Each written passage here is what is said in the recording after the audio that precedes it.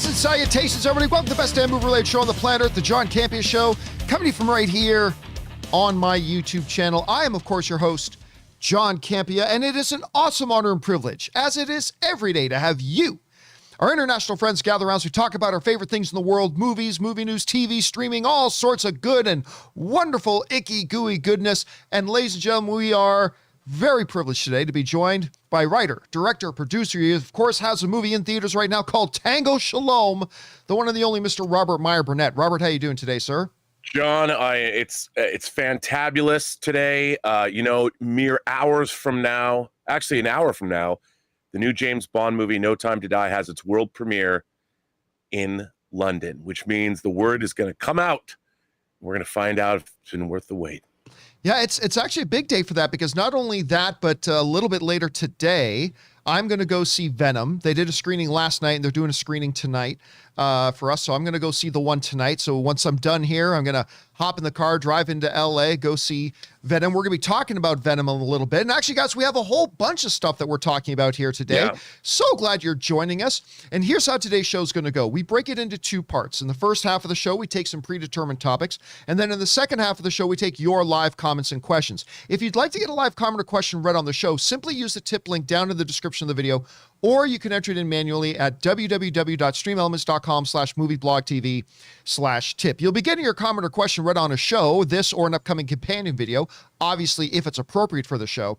And of course, you'll be supporting the channel at the same time. And all of us involved here at the channel, thank you guys so much for your support. And a little bit of house cleaning here. Just want to remind you guys again that, of course, if you can't be in front of a YouTube channel for your daily fix of the John Campea Show, good news. There's an audio-only version known as the John Campea Show podcast. Goes up every day. Just go to your favorite podcasting app of choice, whether that's Spotify or Apple or whichever podcasting app you use. Search for the John Campea Show podcast. You will find it there. Go and subscribe to it today so it's there when you need it. Okay, guys.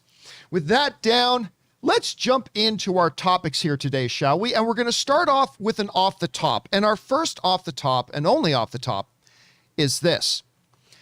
You know, Rob, I generally, I have a big disdain for Netflix original movies. 9, maybe 99 out of 100, 9 out of 10, usually end up being incredibly disappointing and bad. Unlike their show, I'm still flabbergasted how good they can make series, and they're so bad at their original movies. At any rate, one of the upcoming original films that they have coming to Netflix that has had my attention for a little bit here is the new Idris Elba, Jonathan Majors, Lakeith Stanfield movie, The Harder They Fall. One of the reasons, because the cast is incredible. On top of, by the way, Zazie Beetz is in there too, and a couple of others. The cast is incredible, but also it's a Western. And I can be a little bit of a sucker for Westerns, particularly modern Westerns, because we don't get a whole ton of those. Anyway, a brand new trailer for it has just dropped. And I got to tell you, I think the trailer is spectacular. I love this trailer. Just number one, the fact that it starts off with a train heist. They're on the train. There's this big safe. They open it, but it's not treasure inside. No. It's Idris Elba inside. Kind of reminds me a little bit of that X-Men movie when they open up the thing and Juggernaut comes out. Played by, what was that soccer player's name who played him? Vinny Jones. Vinny Jones, thank you. Came out. So it reminded me a little bit of that. And then you got Jonathan Majors on the hunt for him. I love that one line. Where's your boss? You clearly don't know me. I love that line. Like, everything about this trailer was, to me, just awesome. It did, Rob, we always talk about the fact that my definition of a good trailer is a trailer's job is to take your excitement level, no matter if it's really low or really high, and just bump it up a couple of notches. And I'll tell you what, this trailer got me amped, and I cannot wait to see it. But Rob, I got to tell you something else. Uh-oh. I have the complete opposite reaction to this that I did with the other upcoming Netflix original film, Red Notice, where I thought the trailer was quite bad. I thought the Red Notice trailer was quite bad. But I have a lot of hope that the movie's going to be quite good because, it's got Ryan Reynolds, Dwayne The Rock Johnson. I mean, it's got a great cast, So I kind of have some belief in the movie. This, I have no belief that this movie's going to be any good. I think the trailer is awesome, but it's a Netflix movie. It's a first-time director. There's just a lot of things stacked against it. So I'm going to keep my fingers crossed that this movie turns out to be even half as good as this spectacular trailer. But I'm going to be honest with you, because it's Netflix and because it's a first-time director, I do have some doubts. Anyway, Rob, you had a chance to check out this trailer for The Harder They Fall. What did you think of it? Well, first of all, I love that it references The Harder They Come, the Jamaican film that came out in 1972 that starred Jimmy Cliff, that kind of brought reggae to the world. It was a Jamaican crime movie that this is definitely, it's kind of referencing that in the title. So it's already establishing itself as like, okay, this is from a long tradition of these kinds of movies. I love this trailer. I mean, you know, that genre of film, I don't know if you can call it blaxploitation anymore. I'm sure someone's going to come along and say that's not proper, but that's the genre. That's how we learned about it in film school. I love those movies when I was a kid. Dolomite, Superfly, Slaughter, Black Caesar. I loved those movies. And then I loved Mario Van Peebles' movie Posse. I remember that one, yeah. I loved, and I watched this and I'm like, come on. What's not to love about this trailer? And even though it's a first-time director, this movie looks beautifully directed and shot. And the performances, I mean, it just looks so much fun, John. I can't wait for this. And I know it's a Netflix movie, but it just looks so cool. And I can't wait for it. And I love the cast. Regina King, too. Yeah, the great Regina King. I mean, that woman is unstoppable. I mean, the last couple of years she's had, and she's been around for so long. People know.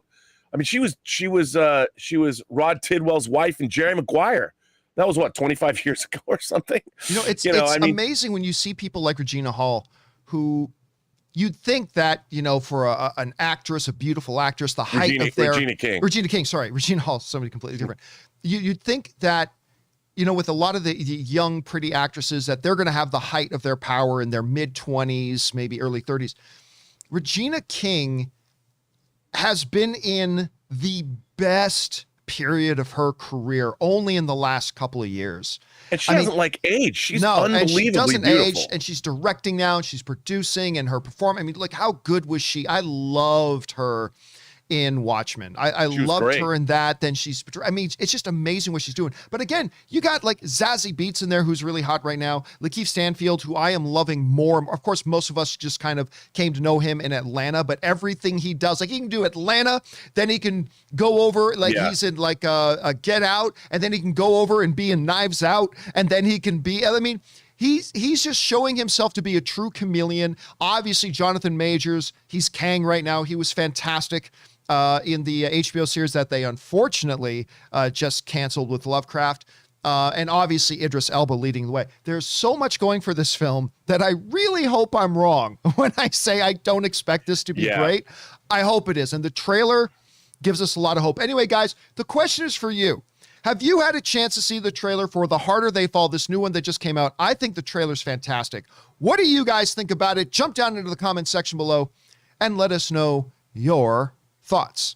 And by the way, our friends Brian Sufield sends in a super chat badge in the live chat, as does our friend Donald Thomas, also sends in a super chat badge in the live chat. Thank you so much, guys. Appreciate that.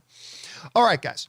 With that down, let's move into our main topics today, shall we? And how do we select our main topics here on the John Campea Show? Well, it's simple. You see, you guys come up with them. Whenever you come across a big topic, issue, or story that you guys feel we need to cover as a main topic, just go anytime 24/7 to www.thejohncampeashow.com/contact. Once you guys get there, you're going to see a form. Fill it out with your topic or question. It's absolutely free.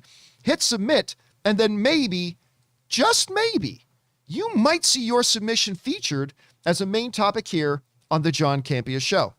With that down, Rob, what is main topic number one? Well, this comes from KXIF. Maybe it's a radio station. Hi, John and Rob. Dune, in its second weekend, grossed $26.3 million with an overall drop of just 32%, and is yet to open in several key markets. Do you think Dune will break even if this trend continues? And do these early numbers justify the sequel and waiting? Well, John, this hasn't opened in a lot of territories yet. Yeah. And I think these numbers are really encouraging. I think the strategy here was obviously the future of Dune, and everyone wants there to be a future of Dune, depends on this movie earning out, breaking even. And obviously with its day and date HBO Max launch, in addition to its theatrical launch here, that's been really iffy. So I think opening it a month in advance was a really smart thing to do in foreign territories, because you get that box office up and the pressure is not as much on the domestic box office. So I'm stoked, John. This is one of my most, if not my most eagerly awaited movie of the year. I can't wait to see it. And this is really encouraging. I'm really excited. Variety said moviegoers, at least at the international box office, have kept the ticket sales flowing. I see what they did there. The Dune. ticket sales must flow. Well, yeah, the big budget reimagining of Frank Herbert's landmark sci-fi novel. The movie, directed by Denis Villeneuve, brought in $26.3 million from 32 overseas markets in its second weekend of release. It has generated $76.5 million to date, a solid tally given that many parts of the international box office have been slow to recover from COVID-19. What do you think, John? Is this good? Well, I mean, look, when you take a look at what these numbers represent, we often talk about how opening weekend is great. It's supremely important. The opening weekend is supremely important. Almost as important, though, is the legs. And what kind of second weekend drop do you get? You know, we saw some tragic drops, like Suicide Squad took like a 70% drop. We, of course, saw Black Widow take a 60+% drop. And then Shang-Chi had an incredibly, a great second weekend, only taking a 52% drop. When you look at the international markets, they're averaging to 33% drop from week 1 to week 2. Don't let the significance of that slip by you guys. A 30-something% drop from week 1 to week 2. Now, granted, the international markets behave a little bit differently than North American markets, but a 30-something% drop is ridiculously good. That is telling us that, number one, people are going back to watch it. It's telling us that this movie has the real potential to have legs. And it's telling us that the word of mouth is spreading and new people are coming even on the second weekend. To have a 30-something% drop, Rob, is crazy.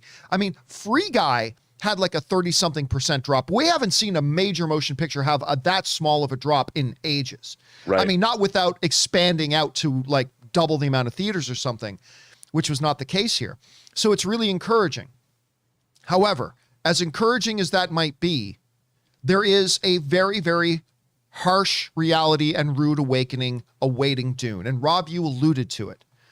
It's the fact that it gets to play in these international markets without it being on HBO anywhere. It's only available in theaters. It is, as of right now, this moment, it is a theatrical exclusive film. When this thing opens in North America, Rob, you mentioned that its outcome is iffy. I'll say that's optimistic. I say saying that it's iffy is optimistic because it's a buzzsaw. It is a buzzsaw. The HBO Max releasing day and date has proved to be a murderous, slaughtering buzzsaw for every single one of the Warner Brothers movies they've tried to put out this year. Now, I'm not saying it's the only reason that a lot of their films haven't succeeded, but it's been a very large contributing factor. And the fact, Rob, that all this, it only makes me lament what Warner Brothers did even more, and why I'm so happy so many of those Warner Brothers executives are going to lose their jobs once Discovery takes over. But the success it's having overseas is only making me lament even more the fact that it's running into a very, very challenging situation once it does open in North America on October 22nd. And that is the fact that it's just going to be playing on HBO. And it's going to kill the box office for this thing. It's going to kill whatever potential it had. Now, it's going to make some money. It's going to make some money, but it is not going to come anywhere near its potential that it had because of it. So it's extremely, Rob, on the one hand, it's extremely encouraging to see what's happening with this movie overseas. It's telling us that the audiences are digging it. They're liking it. They're getting out to it. Yay! And yet Warner Brothers is still refusing, because these guys know their jobs are not long for this world. A lot of them are going to be losing their jobs in a few months. They're keeping this thing on HBO, and it's I just can't see it doing extremely well. I just don't think it's going to do all that well. I'm guessing, and it's only a guess, and I reserve the right to change my guess. I'm guessing at best, this is going to get a $40 million opening. I'm going to guess, and I think they need to be happy if they get a $40 million opening right now. Rob, would you take over or under my guess of 40? I'm going to go higher. I hope you're right. I hope you're right. How much higher, though? How much higher? 65 million. Really? So you're going to go like 50%, more than 50% more than me. 65. 65. Yeah, because wow. I think there's so much buildup to this. If it doesn't make that kind of money, the movie's really in trouble. Yeah, and I think it is. It is still my most number one participated movie of the year, but I don't know, man. If Shang-Chi made 75 without a day and date release on streaming, I hope you're right. 65 seems ambitious, but I hope your ambitious guess is right. By the way, guys, let us know what you think about this. How do you think Dune is going to do once it opens up in North America? What do you think about the numbers it's posing overseas? These are really impressive numbers. But again, those numbers aren't having to deal with HBO like they will once they come over here. How do you guys feel about it? Jump down into the comment section below and let us know your thoughts. And by the way, our friend RM sends in a super chat badge in the live chat. Thank you, RM. Appreciate that, man. Okay, with that down, let's move on to main topic number 2, shall we? And our second main topic today gets submitted to us by Nigel Govern, who writes, "Hello, John and Rob. A little bit ago, you guys were talking about a spin-off of The Boys being in development. Today, they announced that it's officially moving ahead and that Amazon has ordered it direct to series. What do you guys think of that? And do you think that people are wanting more of The Boys world, even with the main show still going? Thanks." All right. Thanks a lot for sending that in, man. And yeah, listen, you guys know, I think one of the absolute best things on television right now is The Boys. I mean, I was looking forward to it because I'm familiar with the graphic novel of it. So I was looking forward to it. I really did not think it could be as good as it was. And Rob, I think you mentioned you agree with me. I actually think the TV version of it is better than the comic. I actually think it's better than the comic. So yeah, I mean, so I've been very, very pleasantly surprised by it. It goes in a lot of different directions and it looks great. Now, of course, like you were saying in the email, we did talk a number of months ago about the fact that they were developing a spin-off show from it, where they would be in college. It would not these characters, but there's a specific Vought Industries, the company that runs all the supers. They specifically have a college for young up-and-coming supers, and it was going to be a new show based on that. But we never really heard anything about it for a while until now it's official. This comes to us from the folks over at Variety who writes, "Set at America's only college exclusively for young adult superheroes and run by Vought International, the untitled series is described as an irreverent R-rated show that explores the lives of hormonal competitive supes as they put their physical, sexual, and moral boundaries to the test. Competing for the best contracts in the best cities, Michelle Fazekas and Tara Butters will take over as showrunners." Now, they did just do a redux of who's going to be showrunning this thing, and they put these new 2 showrunners in there. Now, what is significant about it, though, is that these 2 showrunners were the same people who did the showrunning for Agent Carter. And I really liked Agent Carter. I like that show a lot. But again, listen to how they describe this. An irreverent, R-rated show that explores the hormonal competitive supes as they explore their physical, sexual, and amoral boundaries to the test. And all I can say is, oh, glee and joy. This sounds like my kind of show. Now, does that sound a little juvenile of me? Maybe it does. No. Maybe it does, maybe it doesn't. But I'm telling you, I love it. Because listen, I don't know about the rest of y'all in your college years, but that pretty much describes life in your college years. Because you're thinking about 3 things when you're in college. You're thinking about 3 things, and I'm not giving these in order. How you're going to pass your next exam, how you're going to get laid next, and how you're going to get your laundry clean because you're broke. And then those are the 3 main things that as a college student, you're always worried about. And it kind of sounds like they're going to focus on this too. Look, Rob, all I will say is this.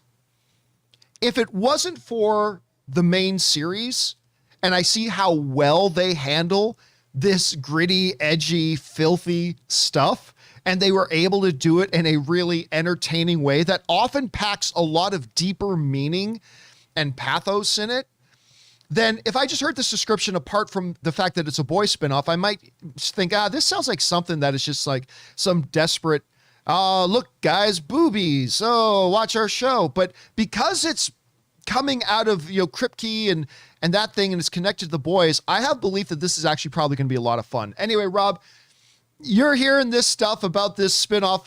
What are you thinking about the description? Well, I grew up a Bret Easton Ellis fan. I read all of his novels, and this sounds like I loved his novel, The Rules of Attraction, that Roger Avary turned into a film. It sounds like a Bret Easton Ellis novel, but with superheroes. So I'm there for this, man, in a big way. Bring it on.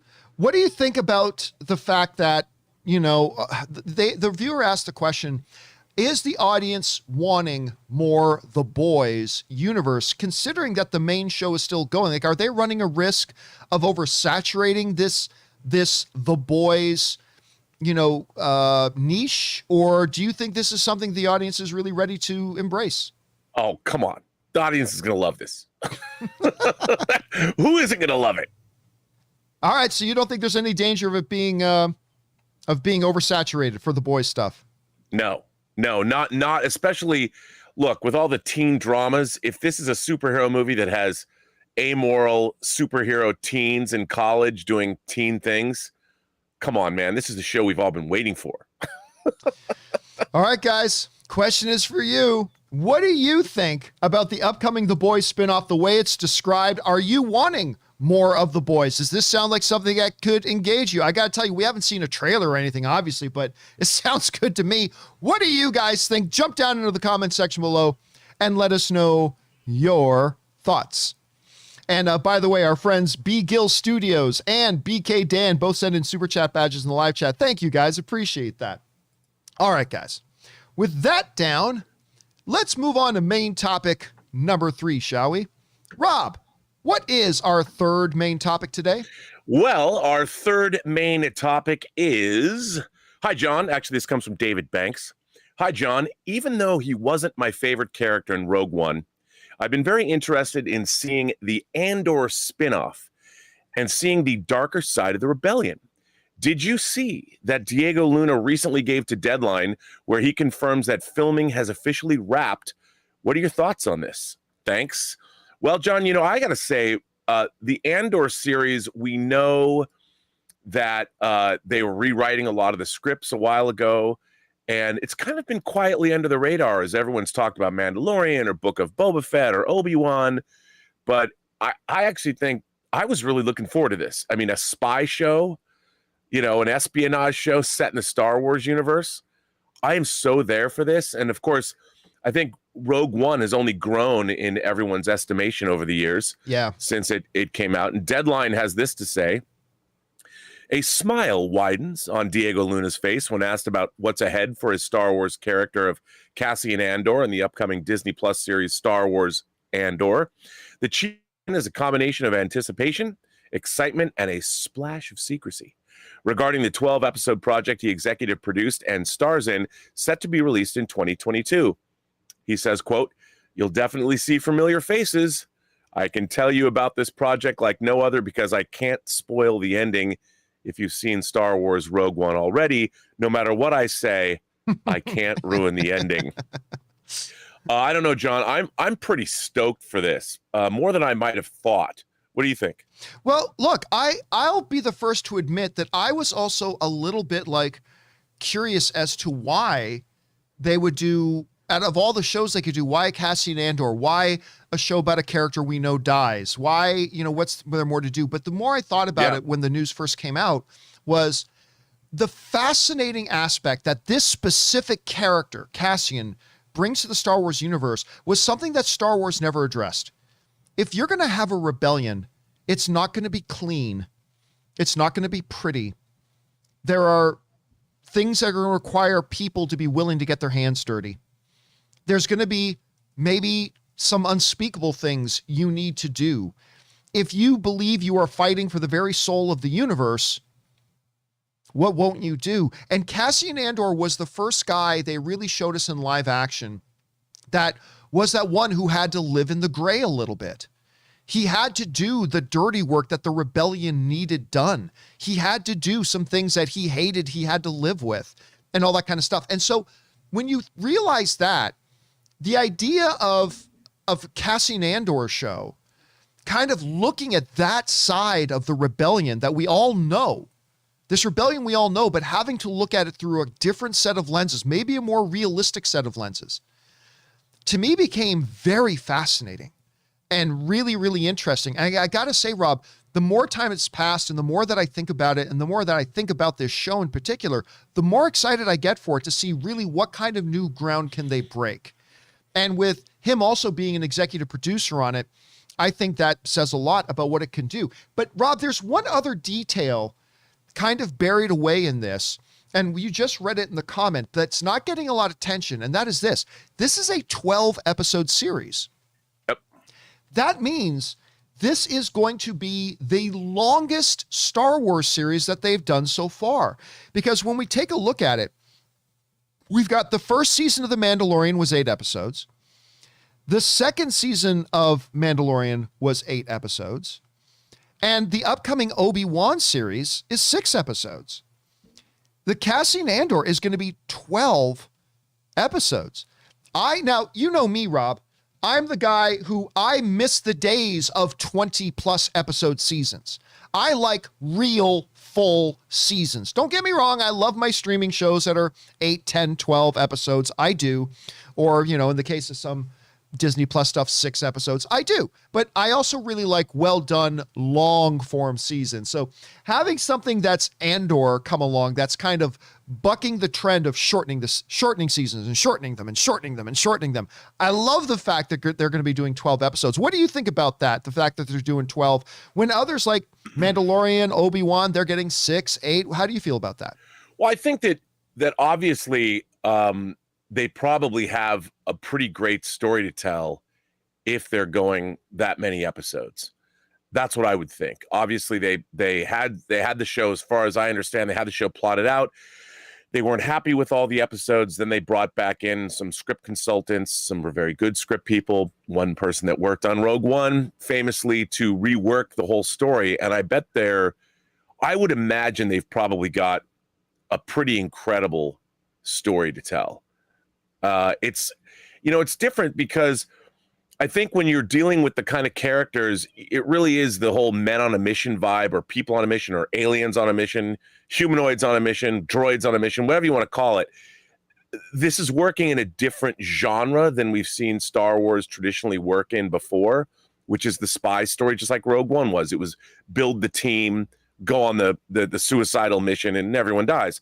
But in this time we're going to see more of that intrigue and spy craft within the Star Wars universe. So I'm sure it's going to be sort of a labyrinthian plot. I'm stoked for this, man. I think it's going to be different than what we've seen. And I think it's going to be more of a slow burn. I can't wait for this. I agree. So the question is for you guys. What do you think about this? Star Wars Andor, which I honestly think is maybe going to be the most interesting show that they do, considering they're taking us into the Star Wars world we know, but looking at it from a totally different perspective. I'm kind of looking forward to that. Plus, I like this character very much. What do you think about it? What do you think about the fact that it's getting 12 episodes as opposed to 8 or 6? How are you guys feeling? Jump down into the comment section below and let us know your thoughts. All right, guys. With that down, let's move into main topic number 4. And our fourth main topic today gets submitted to us by Anthony Nafik, who writes, "Good morning, John. I know you're a big fan of the first Venom. That's an understatement. I am a huge fan of the first Venom. And that you're seeing the new one tonight. I am indeed. Wondering if you saw that some others saw it last night and the first critic reactions came out. They're all basically really good and say this one seems to be an improvement over the first. What do you think of the reactions, and does it get you more excited for the movie now?" All right, thanks a lot for saying that in, Anthony. And yeah, as you guys know, I am a very big fan of the first Venom movie. I know not certainly a lot of my critic peers didn't like it. That's fine. Not everybody loved it, but I loved it. I was thoroughly entertained by it. I had a big smile on my face. Me and Ray went to go see it, and we were smiling and laughing and just having a really good time through the whole movie. And a lot of the audience did too, because word of mouth spread. And this movie, despite everybody in the world saying, this movie can't succeed because it doesn't have Spider-Man in it, despite that, this movie made over $800 million because the word of mouth went crazy. People had fun. People had a good time. And they went back to see it again, and they brought more people and all that kind of stuff. And it proved the doubters wrong, and Venom won. It won. Now, that doesn't mean it has to be for everybody. It's certainly not for everybody. And it's all film is subjective and all that kind of stuff. But I've been really excited for the second one, especially when I found out that Andy Serkis was going to be coming on and directing it as well. Now, you will remember that a couple of weeks ago, there was the first public screening of it in the UK. They did a fan screening of the UK, and the response out of that was very positive. Great. That's fantastic. But yesterday, they held the first press screening for it.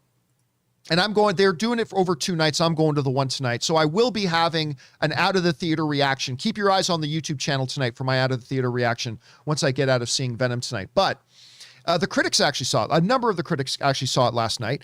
And the overwhelming kind of feel of it is this movie's quite good. And a lot of them even pointing out, like a number of them saying, I didn't even like the first Venom. This one is definitely an improvement over the last. So let's go on over and take a look at some of the things that are being said. So Sean O'Connell writes, so I didn't care for Venom. Bad script, uneven tone, but Venom 2 figures it out. It embraces the zany side of the first movie and improves on most of the things that worked. Tom Hardy's physical comedy works. Carnage is a hoot. I dug it. And I think fans will have a blast. So that comes from Sean. Then a friend of mine, Jermaine Lucier, writes, when it comes to Venom, Let There Be Carnage, it's simple. Did you like the first one? You'll like this one. If not the first one, well, that's probably how you'll feel here. It's the bigger, faster version of the first movie, which I enjoyed and instantly forgot about. Fun, but frivolous. So that comes to us from Jermaine. And that's pretty much the most negative thing I've read. Mike Ryan, another guy I know, writes, Venom, Let There Be Carnage. My gosh, these movies are so stupid that I can't help but how much I enjoy them.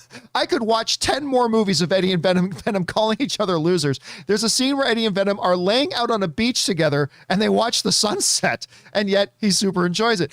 Eric Davis, another friend of ours, writes, Tom Hardy is fantastic in Venom 2, a film that gladly and madly leans into its darkly hilarious tone and then some. Definite natural-born killers vibes from our villains, but it's ultimately Hardy who steals the scenes with a one-of-a-kind performance that's so much fun to watch. And that kind of seems to be, Rob, the overall consensus there. Like, a lot of them are, listen, some of them are saying it's great. Like, some of them are saying it's absolutely great. But also a lot of them that I've been reading outside of the ones we just read here are also saying, you know, this one's good, and I thought the first one was terrible. So it seems to be winning over a number of people, Rob, who didn't exactly love the first one, but they're actually saying they're enjoying this one. Now, as somebody who did love the first one, that makes me very excited. So I am stoked for this. I love what I'm hearing. Again, to me, it's especially encouraging hearing people who didn't like the first one saying, you know what, this one's an improvement. This one builds on what they did last time. This one fixes the problems of the last one, even though I love the first one myself. But anyway, Rob, you're hearing these reactions. What do you think about the reactions, and where's your expectation right now for Venom, Let There Be Carnage? Well, I mean, you know, what I find so interesting about a lot of these reactions is you have to tailor your expectations to what it is you're about to watch. This movie is called Venom, Let There Be Carnage. You've got Tom Hardy playing Venom again. You've got the character of Carnage, coming to fight Venom, presumably. Of course, this is ridiculous. These characters are ridiculous even when they were conceived of in Spider-Man comics. I mean, Venom's an alien symbiote that they discovered in Secret Wars. I mean, what's not to love? To me, this is like Godzilla versus Kong. You know, I mean, to me, every time I see a new TV spot or a clip, this puts a smile on my face. Just like, what I love about these movies is they're exactly what they want to be. It's not like somebody decided, well, you know, we've decided to make Venom's story truly Shakespearean in scope and tragedy and pathos. No, they didn't do that. They're like, we're making a Venom movie, dude. Now we're going to make a Venom and a Carnage movie. And we got the guy who created Gollum to to direct it.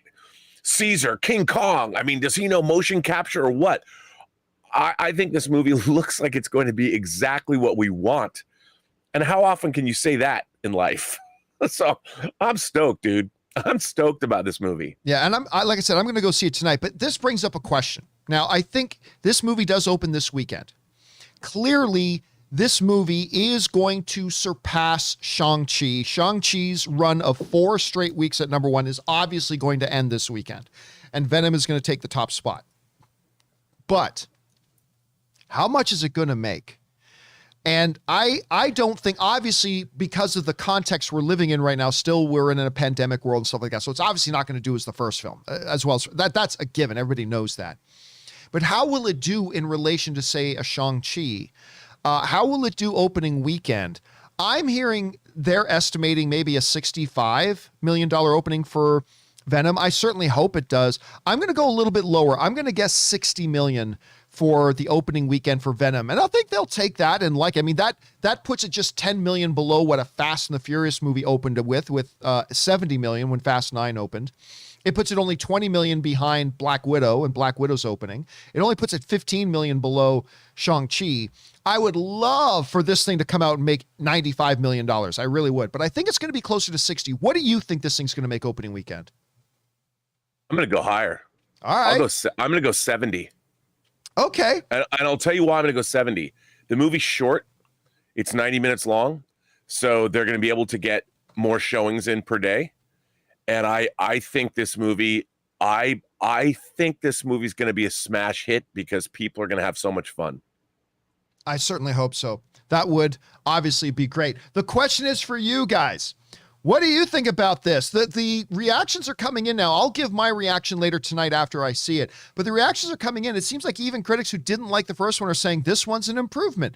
The ones who did like the first one are loving this one. I hope I fall into that camp. We'll have to wait and see. Where are your expectations right now for Venom Let There Be Carnage? And how much do you think it's going to make opening weekend? I say 60. Rob says 70. Maybe you got a different number. I'm seeing some people in the live chat saying 100. I really don't think it's going to do that. But man, it would be great if it did. Whatever you guys think, jump down into the comment section below and let us know your thoughts. Okay, guys, with all that down and out of the way, let's now move over and start taking your live comments and questions, shall we? Once again, if you want to send in a live comment or question to be read on the show or in an upcoming companion video, simply use the tip link that's down in the description. You can click on it there or enter it in manually at www.streamelements.com/movieblogtv/tip. Once again, you'll be getting your question read on a show if it's obviously appropriate for us to read on the show. And of course, you're supporting the channel at the same time, and we all thank you very much, guys, for that support. Okay. Let's get on over and start taking these questions, shall we? And we're going to start off the live questions today with one from, who's this from? From Crashing Coyote, who writes, "Oi, John, not a fan of soccer at all, but I caved. Binge Ted Lasso in 2 days. Fuck, it's good. It's worth the watch for the dart scene alone. Did you know Brett Goldstein, who plays Roy Kent, was one of the actors who auditioned for Negan in The Walking Dead and for Lucifer in Lucifer? Not surprised. Listen, all the major roles in Hollywood had like 40 or 50 people audition for them. I mean, you'd be shocked. Rob, you'd be shocked. Aaron Cummings, how many big roles, and Aaron's obviously been very successful. She's been in a lot of stuff, but how many roles, like she's been in the top 2 or 3. But yeah, I'm not surprised to hear they did that. Listen, Roy Kent is one of my favorite characters on television. Well, what should I do? What would you want me to do if suddenly you stepped onto a street and a bus hit you? Avenge me. You get that bus driver and avenge me. The show is great and fantastic. You know what, Rob? Here's the funny thing about Ted Lasso, though. We always joke, Ann and I joke about this all the time. For a show about an American soccer coach in the UK, there is an amazing lack of soccer in this show. There's like no soccer in this show. There's very, very little soccer in this show. I don't know, Rob, what do you attribute? What makes Ted Lasso work for so many people, do you think? Well, I mean, I think that the point isn't the playing of the soccer. I mean, it would also make the show a lot more expensive if they're going to show soccer matches, because then you have to fill the stands. But I think the appeal of the show is, even in the face of outward adversity from his team and from the owners and even from the British press and fans, Ted Lasso perseveres. You know, he buckles down, he gets the job done. He brings his unique brand of positivity to the job at hand. And I think especially in this era when everybody's angry all the time about everyone and respect has gone out the window, and I think we've forgotten what it means to have a positive outlook on life, and that's what Ted Lasso brings us. All right, next up, we go over to Andres Moran, who writes, one of two. Damn it, John, I just came back from a weekend at Vegas where I lost $500 on the tables. That's generally how most people's trips to Vegas go.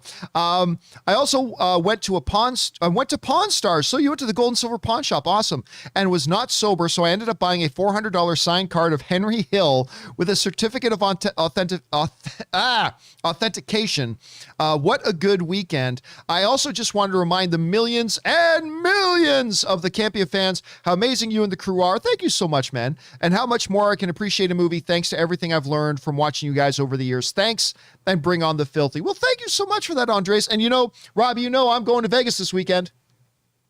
This weekend, I'm heading out to Vegas for the annual World Series of Poker. I go and play in it every year. Obviously, didn't do that last year with the COVID situation, but I'm very excited to get back out there this weekend. My buddy Sol and I are going to drive out on Friday, and looking forward to getting into the World Series there. Should be a lot of fun.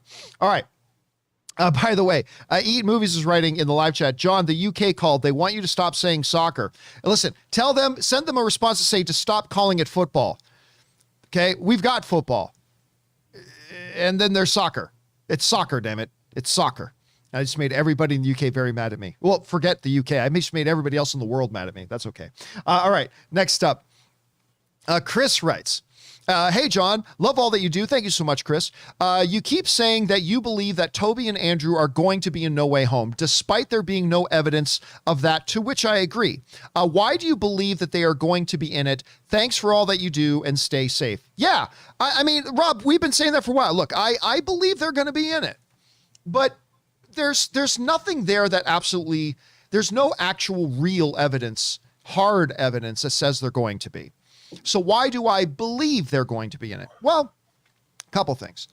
One is the fact that it's just too rich of an opportunity.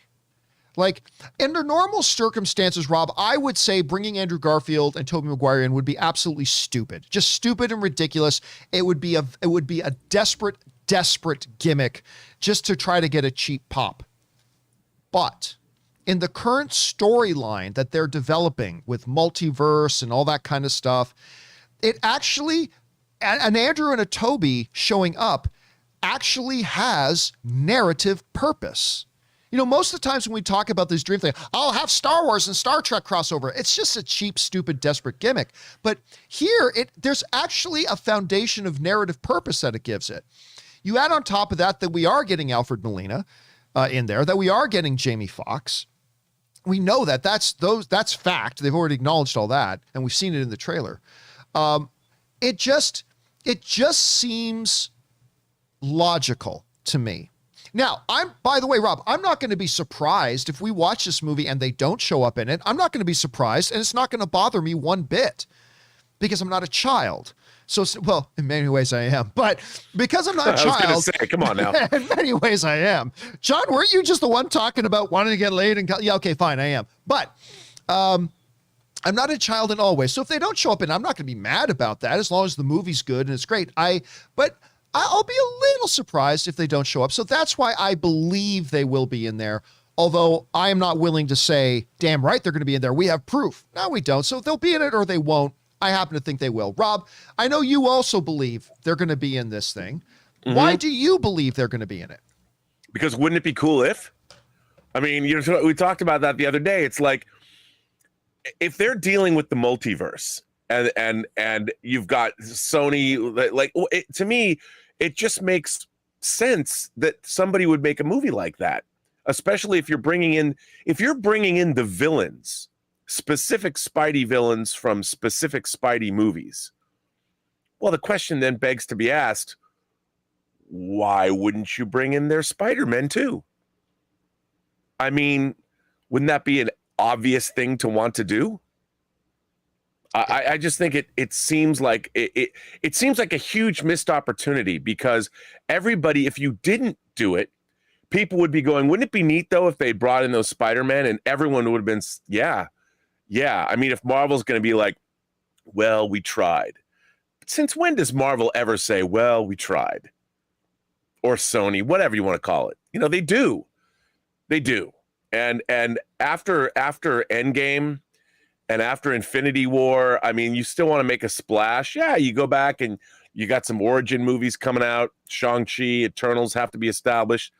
But why don't we end 2020 with the bang and give the audience something they're not going to believe leading Spider-Man into his role in Multiverse of Madness? Yeah, I would also say to that, though, this as a caution. Whereas obviously Kevin Feige is not adverse to fan service. Hell, 60% of Endgame is fan service. So yeah, he is obviously not adverse to fan service. But one of the things that has made Feige so successful is that it's got to serve my story. And if he's got an idea for a story and having Andrew and Toby in there doesn't work with what it is he's trying to do, then he won't shoehorn them in there just for the hell of it. But again, I think it makes narrative sense. So I don't know. That's why I'm expecting to see them, but I won't be surprised if we don't. And I'm not going to be upset if they don't. I just want to see a good movie. All right. Good question, Chris. Next up, BK Dan writes, John, did you see or hear that D&D Celebration, they announced a new evolution of the game? For all the nerds, D&D geeks here, I did not hear about that. That's interesting. Look, I love Dungeons and Dragons. You guys know that my wife and I both play D&D. My wife plays with like some of the most prominent D&D people in the world. She's our game master. She's our dungeon master when we play. I've been playing that game since I was a kid. The one criticism I have about Dungeons and Dragons, and this is one of the reasons why Pathfinder became kind of popular, is that over the years, especially once you get into 5th edition, which has a lot of strong things about it, the game has become overly complicated. It's nowhere near as easy as it used to be to just grab some dice, a pencil and paper, sit down and go, you know? It's become a little complicated. Rob, that's why, I play that Star Wars role-playing game. Like my favorite role-playing game system of all time is the Star Wars West End Games RPG system, the D6 system. It's so intuitive. It's got all the mechanics in it that you need, but it is so intuitive and easy to understand. You want to be able to do this, you got to roll this. Here you go. And it's just such a basic, fundamentally intuitive rule set to play that it makes it a joy to play, especially after you've played a couple of sessions of D&D, when you're constantly having to use software and you're having to like rip through a 300-page book just to figure out, okay, what am I supposed to do here? And what's the mechanic? And it's great. It's wonderful. But again, I think it's a game that's become a little bit overcomplicated. And if they are kind of do a facelift of the game, it would be nice to see if they try to get it to simplify the game a bit, make it a little bit more intuitive again. So it becomes more about playing the game than it is about having to have a master's degree in the rules of 5th edition D&D. You know what I mean? So I hope that's what it's going to be, BK. I certainly hope they don't complicate it even more, but that's just me. All right. Next up, Ryan Lohner writes, where are we? With all the weird, totally random casting for the Mario movie, I'm surprised that James Corden isn't in there somewhere. Oh crap, he's Yoshi, isn't he? I can't remember. I don't think James Corden was in there. Was he? I don't think I can't remember that. But yeah, it seems like the type of movie that James Corden would be a part of. By the way, I always do like him, as a matter of fact. Okay, next up, an anonymous viewer writes, hey, John, just wanted to support the show. Thank you so much, man. Appreciate that. I really, the ITASE, by the way, that's the IATSE, and the Producers Association make an agreement. Oh, so you probably meant you really hope the IATSE and the producers make an agreement before the strike happens. I agree. If it comes to a strike, then so be it. But I hope Hollywood does not shut down again. Yeah, Rob, listen, somebody brought this up in my After Dark show last night about, is this going to happen? And I still believe it can definitely happen. It can definitely happen. I believe it won't. I believe everybody knows what's at stake here. I think the producers know what's at stake. I think the union itself knows what's at stake. I think the producers know improvements have to be made to the current conditions for the union members. And I think everybody knows Hollywood can't take another shutdown right now. And nope. I gotta believe that cooler heads will prevail and they're going to come to an agreement. They might not, and it'll be totally tragic if it doesn't, because it shuts everything down. It shuts every TV show down. It shuts every movie down. Everything gets shut down. But I believe they're going to come to an agreement. I really do. How are you feeling about the situation right now? Well, I'm hoping they come to an agreement. They're pretty far apart, but I think you're right. There's so much at stake. Nobody wants to shut the industry down. But then again, the issues that IATSE has are very real and they need to be addressed. And hopefully they'll be able to hammer out an agreement before things get dire. Yep. Here's fingers crossed, man. Fingers crossed. All right, next up, Agent J writes, "Hey, John, greetings from France. Well, bonjour, Agent J.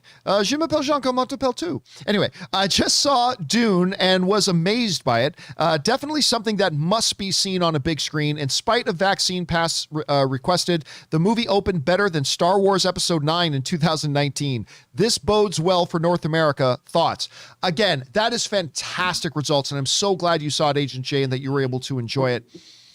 Again, though, it didn't have the problem over there of also opening on HBO Max on the same day.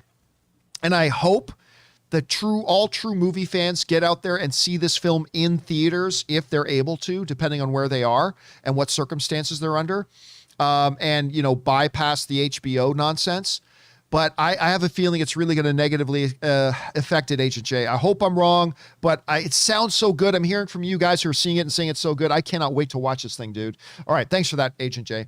Next up, Detroit Dog writes, "Hey, John, I'm going to throw my hat in the ring and also recommend Squid Games. I watched it. I saw it trending on Netflix and gave it a try, and oh my God, my jaw was on the floor. I binged it in one sitting. Not going to spoil it, but just watch episode 1. You won't regret." Yeah, Rob, I did. I think we were talking about this the other day. I did finally I sat down and watched Squid Game. I enjoyed it. I watched the whole series in 3 days. I watched all 9 episodes over the course of 3 days. Ann and I both watched it, and I quite enjoyed it. I personally don't think it's as mind-blowing as some people seem to feel it is. I mean, obviously it borrows very heavily from a lot of other things. It borrows very heavily from things like Battle Royale or even Hunger Games and other things like that as well. But, it's still really compelling. It makes great social commentary.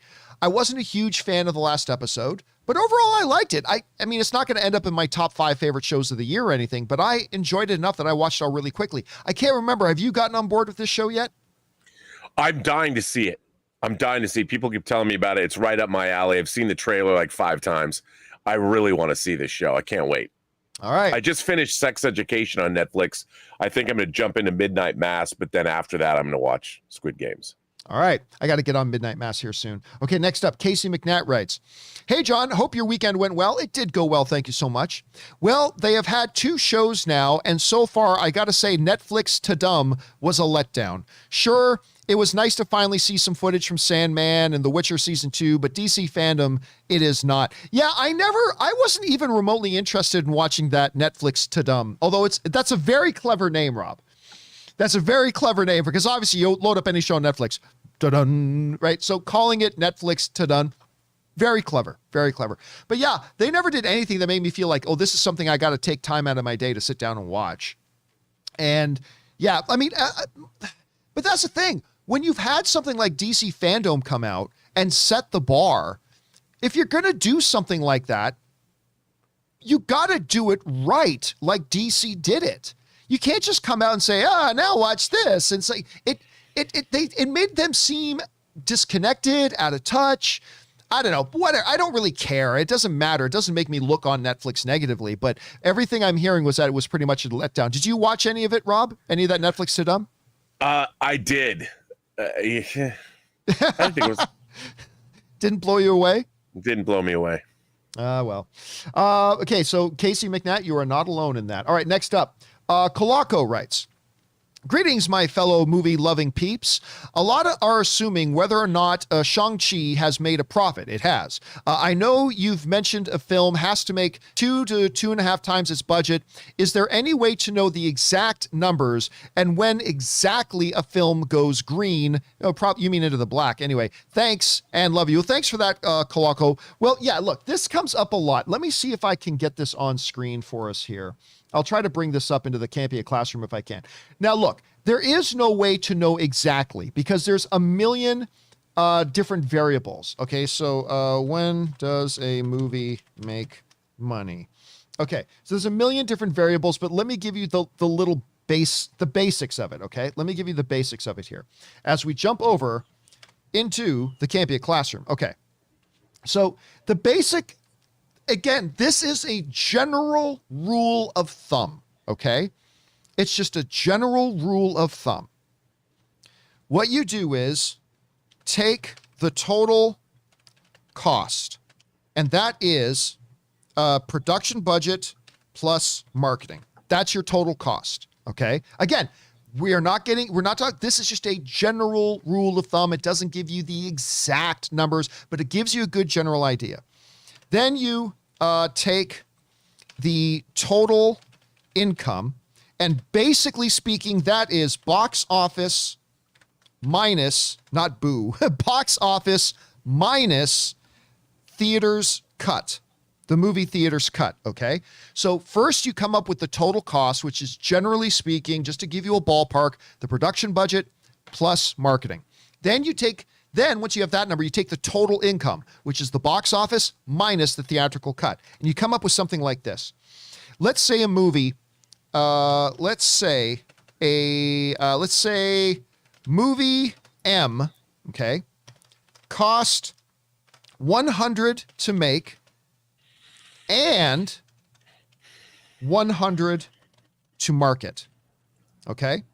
If that was the case, then you got PB plus marketing equals 200 million, right? So that's $200 million. Now let's say the movie made 300 million at the box office.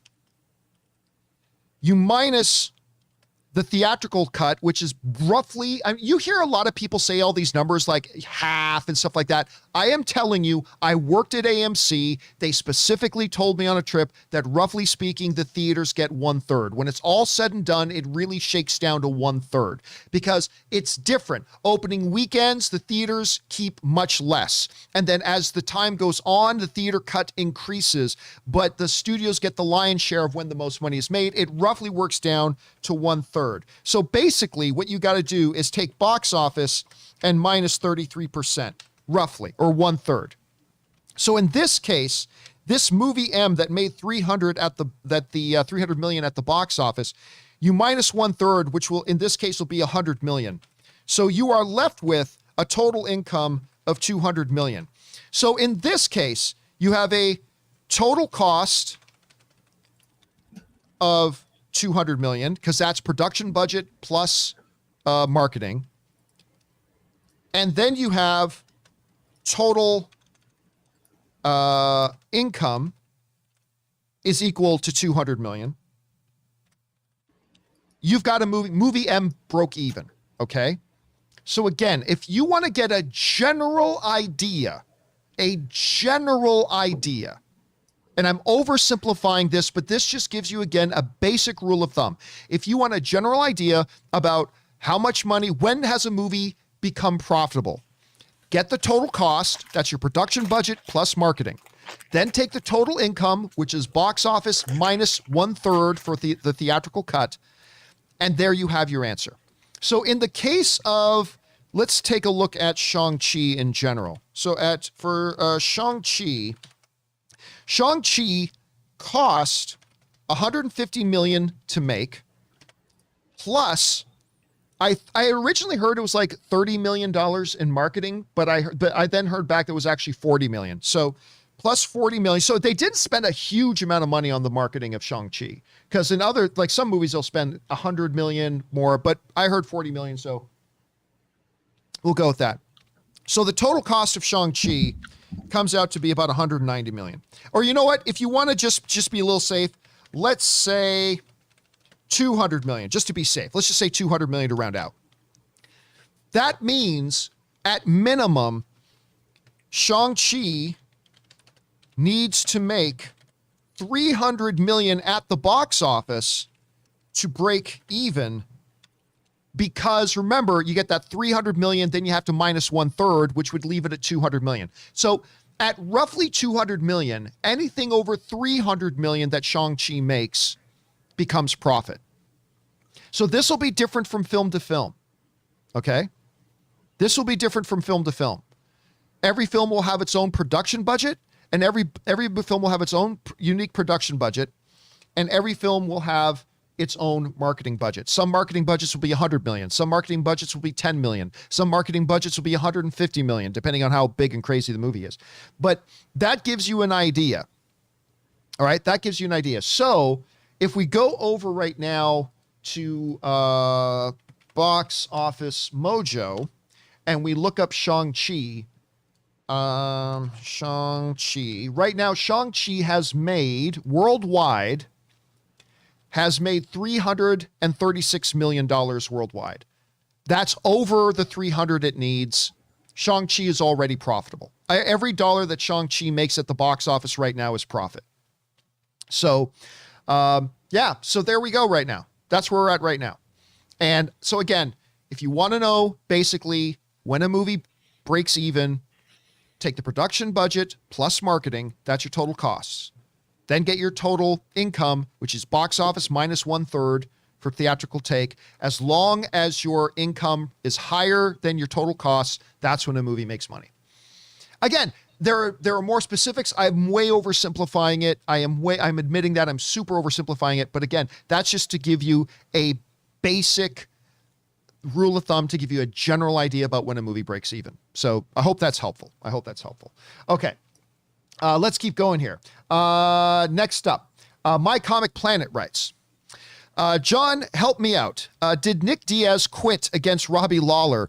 He grabs his knee, but later seemed fine. I think he just gave up. He said before the fight he didn't want to fight Robbie, but you can't go out like that. What did you think about his behavior? I think Robbie Lawler put it best. It's not that he quit. It's just that he took too much damage. He just knew, look, Nick Diaz has been fighting long enough. He knows when he's taken an amount of damage that I can't win this fight now. You know, and Robbie Lawler said that. He said Nick Diaz didn't quit. He just knew he took too much damage. He wasn't going to be able to go. Everything he had hurt his hand, he had hurt his knee. I mean, Robbie Lawler just fought the superior fight. And I thought Nick Diaz looked really good for a guy who hasn't fought in 6 years, fighting a dangerous former champion like Robbie Lawler. I thought he looked really good. But he just got to that point where he took too much damage. He knew he was getting overwhelmed, and he knew he was beat. So instead of just standing back up and letting his face get punched 1,000 more times, he knew he was done. It's like any MMA fighter, when they know they're done, you got to tap. And he knew that he had taken too much damage and it was time for the fight to end. And he's veteran enough that he knew when to do it. So honestly, I think hats off to him. I think he stepped out when he should have stepped out. That's my opinion at any rate. Okay, next up. Tanu writes, which one was your favorite Star Wars vision? Which one would you like to see a continuation for? For me, Ninth Jedi. You know what? Everybody loved Ninth Jedi, and I didn't particularly love Ninth Jedi. Everybody's saying how much they like that one. I didn't particularly like that one. Anyway, or The Elder fills both of those. Would also love to see a continuation of Lop and Ocho. Lop and Ocho was actually really good. Rob, I don't know about you, but for me, they led off with their strongest episode, which was The Duel. That episode was mind-blowing. I ate it up. That and The Elder. Those two episodes to me were like, whenever I think about Star Wars Visions, I'm going to think of those two chapters. Now, again, Lop and Ocho, that one was really good too. The Ninth Jedi wasn't bad. Some of them were kind of a waste. It was a little bit hit and miss, but man, and I understand there's a novelization coming out for The Duel as well that goes more into the Ronin and stuff like that. But yeah, The Elder and The Duel were my favorite episodes by far. Rob, which one was your favorite? I like The Village Bride. I don't know if that was That my one didn't favorite. Cool. I just thought, it struck me as something that was different. But yeah, I mean, look, I like the duel. I like the twins. I did, and I liked Lapenocho a lot. All right. But I like the overall. I really like the overall. What a really interesting out of the box thing to do with Star Wars. I mean, I appreciated all of it. I think I liked Tatooine Rhapsody more than a lot of people did. I didn't like Tatooine Rhapsody. I mean, I love the fact that a youngling, escapes death to become a frontman for a rock band that gets put on the circuit by Jabba the Hutt. Come on. Are you ready to rock up? I will say this, though. While it was a little hit and miss for me, conceptually, I think this is a much better version of What If. Like this idea of using these, what's the word I'm looking for? Anthology stories. Using these things to tell really different types of Star Wars stories in a really different way, in a really different environment. To me, they're a better version of What If. And even though it was a little hit and miss for me, I thought conceptually it's great. And if they do end up doing a Vision season 2, I will be all over it. I will be all over it because I really love the concept of it. Okay. Next up, we got an anonymous viewer who writes, "Hey, John and Rob, if you're there," and he is here, "I love going to the movies, but I'm hesitant because of some concerning news. There are people that are faking vaccine cards and even hacking the app so they can appear vaccinated. It's despicable and I don't feel safe." Yeah, it's cowardly and despicable and ignorant, and it is all those things. But it's not that widespread. It's not that widespread. So I wouldn't, if you're vaccinated, and you take proper procedures as well, because it's not that common of a thing, it's still fairly uncommon.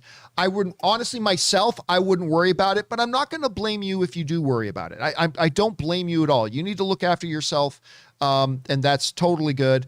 I just would myself say I wouldn't let it worry me too much, to be honest, because again, it's not that widespread. All right, next up, A. Marcellus writes, one or two, have gone over the amount of shows I've been watching in the last few years, and it's so much. Ratched, I'm not sure what that one is. I know that one. Umbrella Academy, The Boys, Titans, Superman, Lois, Stargirl, Doom Patrol, American Horror Story, Marvel, and Star Wars Disney Plus shows. This is why I'm glad that some shows don't run for 22 episodes anymore. Also, I cut The Walking Dead, Star Trek shows, and remaining CW shows out of my life. I need time for gaming, PlayStation, Nintendo, or taking up my holiday season. I mean, that's the thing. When you get into, Rob, you often refer to the age we're in as an embarrassment of riches. There is so much good stuff out there right now that there is not simply enough time to see it all. I mean, and that's the thing, because you and I are both getting constantly told all the time about, oh, you got to see this show, and you got to see this show, and you got to see this show. It's like, my dance card's already full. Like, it's crazy. There's like, I'm watching so much good stuff, and there's still so much good stuff I haven't seen. It is an embarrassment of riches. What's your take on that? Well, I mean, I think that you're exactly right. We're talking about it. There's, I can't even keep so many shows that are dropping, especially a lot of foreign shows. I mean, Money Heist season 5 is coming out. There's movies I have to see. There's physical media that's being dropped in 4K that I've wanted to watch. I mean, there's so much great stuff. You know what? You just got to take a deep breath and slowly work your way through it all.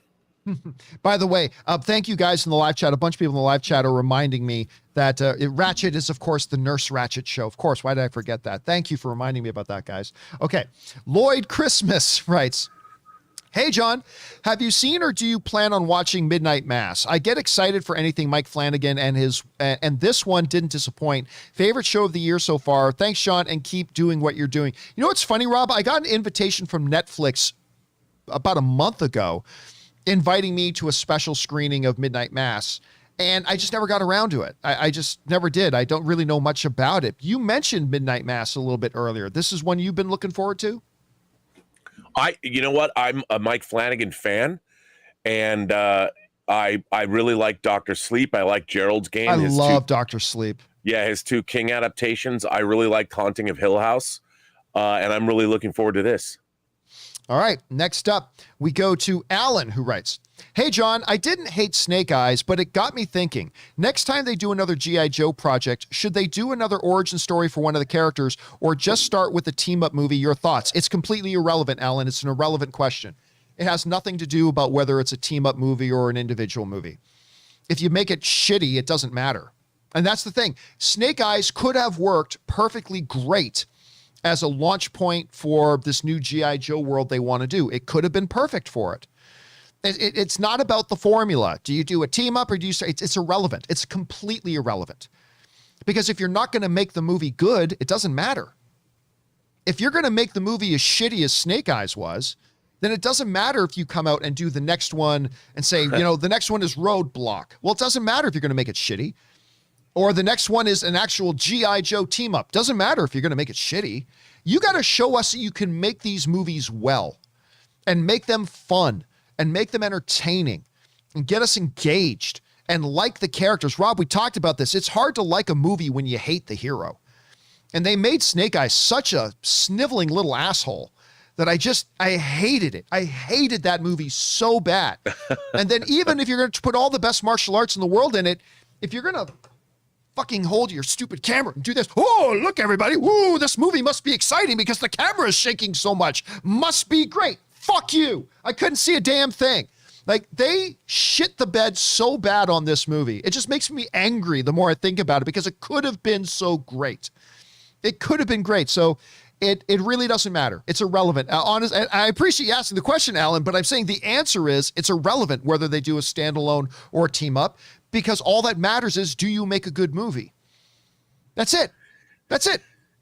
Yep. I don't know, Rob, how would you answer that? Well, it bothers me when any film comes out that's disappointing. But with a movie like Snake Eyes, I watched it because I wanted to see about the fight scenes. And we have so much, like the John Wick movies, we have such great action choreography going on. I was really bewildered actually by it. Like, why would you make that movie and think, oh, you're giving the audience what they want with these kinds of fight scenes? Why? Just hold the camera steady. And the reason they do that is it's a trick. It's a trick to disguise the faster you cut things, the shakier your choreography is. You're creating a sense of action that doesn't really exist. What you're doing is you're forcing the audience's perception to be skewed as opposed to providing them great action choreography that doesn't need those things. It's an editorial trick and it's a cinematography trick where you're covering up what you're lacking in your own fight choreography. And my whole feeling is, why would you not? You look at a movie like Shang-Chi, long takes, you have Jackie Chan's stunt coordinator.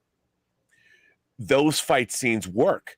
And that's what creates action when you watch something last for one or two or three moves. And then suddenly you're like, wow, those guys are really fighting. Not in Snake Eyes, man. It was a huge lost opportunity.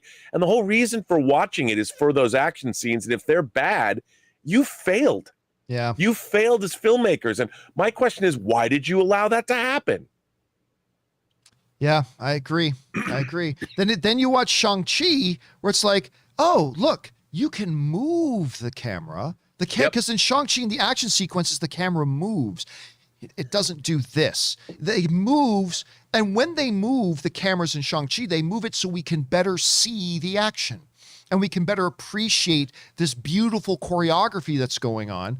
Whereas in Snake Eyes, it's like they didn't believe in their action. And it's like, oh, well, the only way this is going to feel intense is if we shake the camera. It's like, oh, don't you feel immersed in the movie now? No, I can't understand what the hell's going on. Anyway, sorry. I've bitched and cried and moaned about that enough. So let's move on. Anyway, thanks for writing that in, Alan. Next up, Alan also writes, John, I've always wanted to see a live-action Gundam movie, and remember you saying before that they definitely will do one eventually. Have you heard anything, and are there any particular anime series you would like to see adapted? Hashtag ketchup on eggs. No, the only anime I've ever been interested in doing live-action is Space Battleship Yamato, also known as Star Blazers. I know there was a Japanese one. It frankly wasn't very good. I want a North American live-action Star Blazers. I want that badly. It's the only one I'm really interested in, to be honest with you. I haven't heard anything more on Gundam since we talked about it a while ago. Rob, have you heard any more details at all? No, just that the director had made a video a couple months back about him wanting to do it. By the way, if I could make any live action anime, I would adapt Legends of the Galactic Heroes. I thought you were going to say Robotech, but okay. That's a good one. By the way, next up, we got Sam Fisher, who writes one of two. I would love to see a drama series about Marvel Comics. Pitch. It's an anthology series, each episode about a different creator from the 60s and 70s. Kirby, Ditko, Heck, Thomas, Romita Sr., Englehart, Conway, but not Stan. Stan is the through line. Also, all the actors are the same. So if Kirby is in the Ditko episode, he's played by the same guy as in the Kirby episode, because mostly everyone, non-comic people, know Stan, but I don't think a lot of people know the others. I'll be honest with you, Sam, I don't think that would work. I honestly don't think it would get a lot of people watching it. I would be far more interested, instead of a drama series, I would love to see like an HBO or Disney Plus limited docu-series on this. You know, call it the building blocks of Marvel or whatever, where it's more documentary format. I honestly don't think a drama series format like this, like a Mad Men, I honestly don't think that would work, and I don't think it would get a lot of attention. I would be more interested in a documentary about that, where every episode of the docuseries, and I like the way you set it up too, looks at an individual creator, but Stan Lee is the constant through it, and he's kind of your through line throughout the docuseries. I know, Rob, do you think this is something that could actually work as like a Mad Men drama series, or would you lean more me, say it'd be more interesting as a documentary series? And do you think the audience, do you think there would be a big audience for either of those? I do. Look, making a Mad Men type series is a really difficult proposition. However, but documentary series, dude, there's so many documentaries that are they've really perfected the documentary form, especially long form documentaries, especially the kind when they're kind of combining documentary footage with recreations, and there's some really clever things happening. So maybe documentaries are the way to go. Just doing something like Mad Men requires, man, you've got to have great writers to be able to pull something like that off. Yeah, and again, I just don't know it's something that you would get a lot of the general viewing audience would be all that interested in. One, but I think documentary, they're the hottest things right now. That and true crime podcasts and documentaries, man. They're the hottest things on streaming right now. All right. Let's see. Next up. Sam also writes, call if the Marvel bullpen, because that was the name of Stan's little article at the end. Yes, it was. Stan gave the staff when he introduced them in the comics. All right, next up, James Clark writes, I believe that Kathleen Kennedy will lead Lucasfilm for the foreseeable future. Not ideal, however, I wonder if she has any traits that could help her protect Star Wars from Bob Chapek's less than ideal decision-making abilities. What do you think? I personally don't think Kathleen is going to be there much longer. I give it another year. And then I think she's going to move on and go back to doing what she's truly exceptional at, which is just producing movies as a producer. But I don't think she's going to be there a lot longer than that. And no, one of the things that we have seen already from this, how do I put it kindly? This train wreck of a leadership transition from the great Big Papa Iger, Bob Iger, to Bob Chapek. Has been that Bob Chapek doesn't give two shits about the creators. He just doesn't care about the creators. He has methodically and instantly taken away all the authority from the creators. He's put his business people that he's been buddies with in senior positions over them to govern their decisions. He doesn't listen to the creatives. He doesn't care about the creatives. And Rob, I've said for a long time that I think Kevin Feige is already eyeing what the next mountain is he wants to climb outside of Marvel.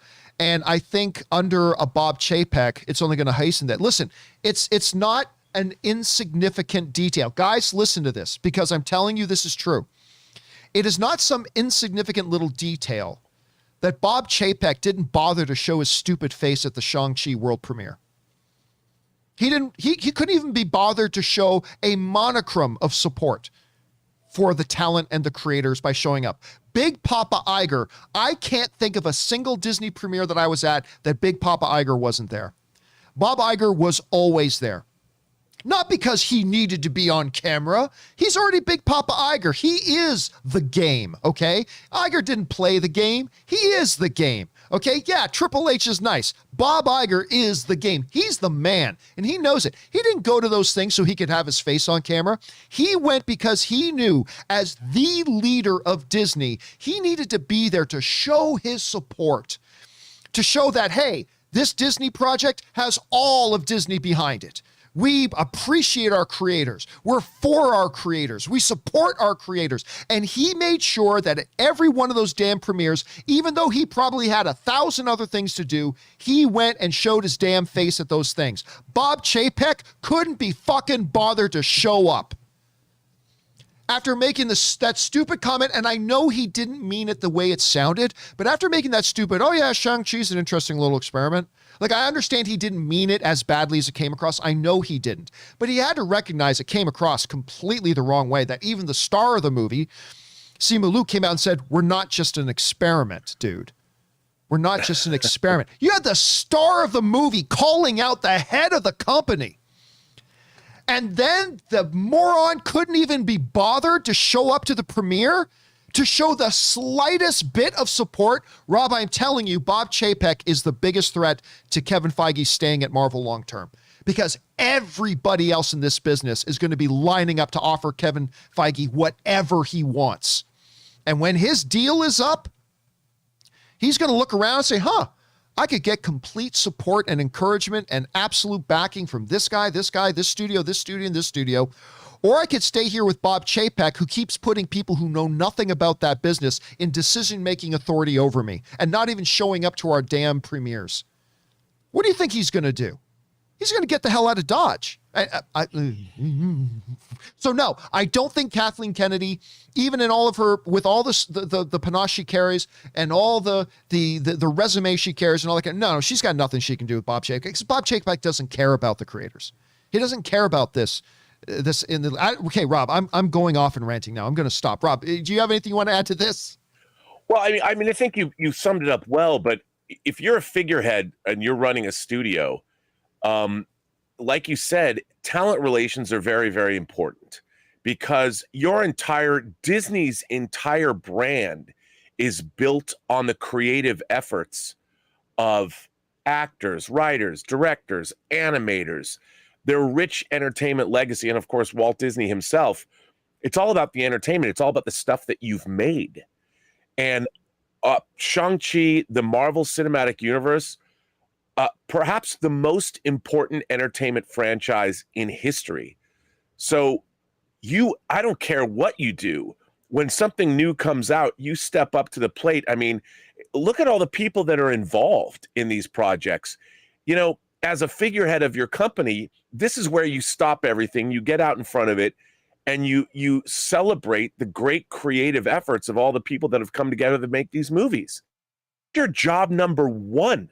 Before anything else happens, you have to make sure that the legacy of your company, which is being forged by those that are making the entertainment that people love so much, that you build everything else on, you better make sure those people know that they're valued by you.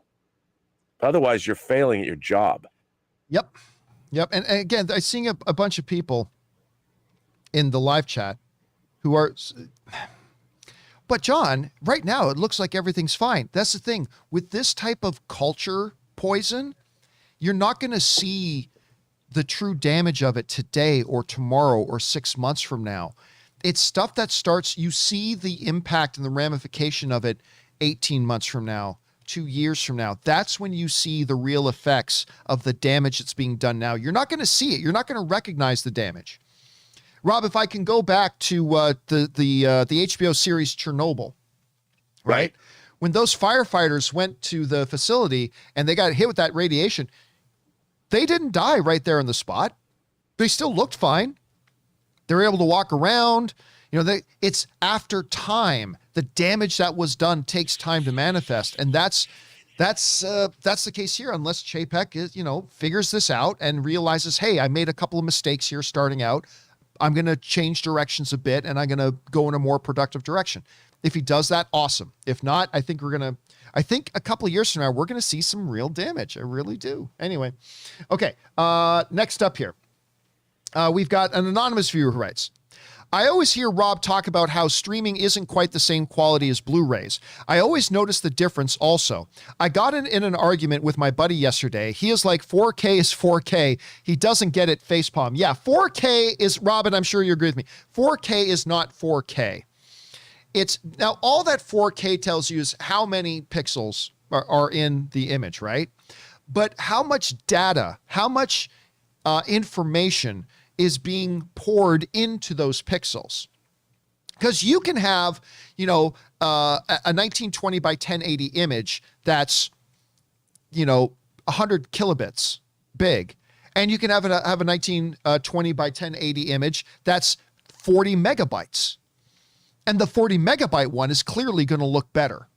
Mm-hmm. And with a Blu-ray disc, you don't have to worry about well, I mean, even the disc has physical bandwidth limits, but it's those physical bandwidth limits are much higher than what streaming is right now. Although, Rob, we've been looking, a lot of the streaming stuff and providers are now showing that they can start streaming things at 80 megabits per second. They're starting to roll out finally data transfer rates that are approaching that of Blu-ray, but that's still a little ways off. It's starting to be introduced, still a ways off. No, right now, 4K on a Blu-ray disc, you may not be able to discern it with your eye depending on your television and how far back you sit and all that kind of stuff, but believe that there is a quality difference right now. Rob, how would you address that? Oh, absolutely. Like, I'll give you an example. So Warner Brothers, a Marvel Cinematic Universe movie in widescreen at 2K is 2048 by 858 pixels, right? The 4K version of that same movie is 4096 by 1716 pixels, which is quite a bit larger. Now, that's how size the image is. Now, getting it over streaming, however, like you pointed out, it's all about how many megabits it is being streamed to you. Like how much can your system, in terms of whatever system meaning whatever your provider allows you to stream. And the problem is they're compressing the sizes. They're compressing those images to be able to stream through the pipeline. Now, it's always getting bigger and better, but the thing about a disc is you're getting that, hopefully it's as uncompressed as possible. Everything's compressed because you can't fit, like Tango Shalom, the 4K version is almost 800 gigabytes. We don't have physical media that has that much space, but so everything is compressed, but it's a stronger image and a stronger stream because you're going direct to your system off the platter itself through your player. So, I mean, it's tremendous oversimplification, but with the amount of material that's being streamed on the internet, we just don't have the ability to provide that resolution all the time because of how much information is coming across those systems. All right, so yes, you're absolutely right, Anonymous. It's much more complicated than 4K is 4K, because no, it's not. All right, Florida Man writes, 1 of 2. Hey, John, longtime viewer, first-time tipper. Thank you so much for being here, Florida Man. Are there any movie scores that you think are great, even if the movie itself isn't that good? For me, John Williams' score for the prequel trilogy and Leonard Roseman's score for the animated Lord of the... Oh, that one was actually pretty good. You're right. Lord of the Rings comes to mind. Also, I just saw Fast 9 and I wasn't a fan. Although I didn't dislike it as much as you did, I personally thought it was the second worst to the second one. But everyone has a bad day at the office, Justin Lin included. So bring on Fast 10. Hey, listen, I'm still looking forward to Fast 10. I am a fan of the Fast series. I didn't like 9. Me too. I didn't like 9. That's fine. I'm still looking forward to Fast 10 as well. I got to agree with you about, like, I thought the music in the prequels were good, particularly in The Phantom Menace, Rob. Like, because the Phantom Menace gave us actually one of an iconic, I mean, it's not the same as the main fanfare, nor is it the same as Imperial March, but I'm telling you, Duel of the Fates might have been the best thing to come out of the Star Wars prequels. Like, Duel of the Fates to me was fantastic. So yeah, that's one to me that I would say is a great score to a movie that I didn't like. Rob, can you think of one off the top of your head, like movie that maybe had a great score for a movie you didn't like all that much? Oh, I'm sure there's a lot. I mean, I'm you know what? I'll tell you something. I think one of the greatest scores ever written for a movie that disappointed me is Tron Legacy. Oh, that was really good too. Yeah, you're right. The Daft Punk score for Tron Legacy is one of my favorite modern scores, certainly. And I wanted to love the movie. I just didn't. And I think the score is the best thing about it. But it looks great. All right. Next up, we've got Filey315 writes, speaking of J. Michael Straczynski, of course, we talked yesterday about the fact that he is personally rebooting I almost said Deep Space Nine, Babylon 5. Have you read his autobiography, Becoming Superman? He has a really interesting life story, both in relation to his family and his professional career as a TV and comics writer. I highly recommend the book. Now, I've never even heard of the book, Filey, so I've never read it at all. If anybody around here has read that book, it would be Robert Meyer Burnett. Robert, have you read the book, Becoming Superman? I own it, and I haven't read it yet. Oh, but you own it. I own it. Okay. So I'm a fan of Joe Straczynski's, and I've read a lot of his comic work, and of course, all the way back to when he was an executive producer of the '80s Twilight Zone. He took over from Phil DeGuerre to round out their syndication package, and I've been a fan of his. I've met him a couple times, so yeah, I bought that book. All right, and we got time for one more while Rob's still here, so let's do this one. Scotty B writes, one of two. Hey, John. I haven't seen Dear Evan Hansen yet, but I can't wait to watch it. I love movies that have a genuine message to them. I don't understand why everyone has such an issue with the lead's age. And apparently there is no part 2. Okay, so we'll just answer that part 1. Okay, so Rob, somebody asked me this, kind of a similar question on After Dark last night. Right. You know, it's like, why are people making such a big deal of the age? And the reason is this. This is how I would put it, right?